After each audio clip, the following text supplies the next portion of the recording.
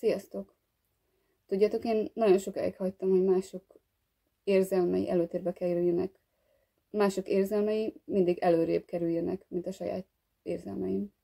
Nem tudom, esetleg nálatok volt hasonló szituáció? Voltatok már hasonló helyzetben?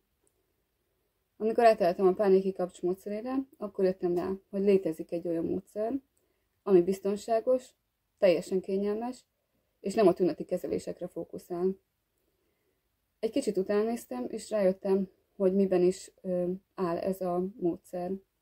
Rájöttem, hogy a fókusz az elme fókuszálására van, és rájöttem, hogy lehetőséget ad arra, hogy a stressz és a szorongás csökkentése, a negatív érzelmek kikapcsolása, negatív érzelmek kimantrázása által áthangolódásra kerüljenek.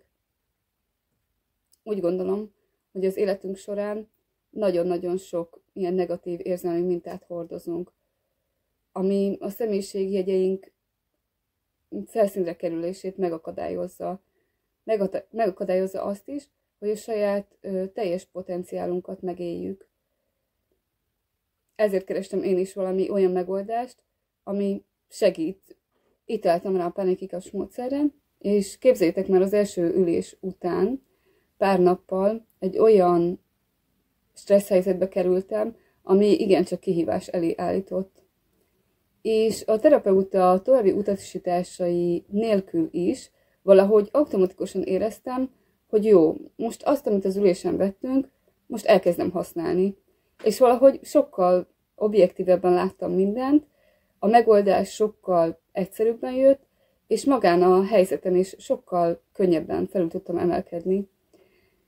Úgyhogy én abszolút azt javaslom, hogy nézzetek utána a pánikkikapcs módszerének, ne engedjétek, hogy az életetekből a szorongás és a félelem további időt raboljon el.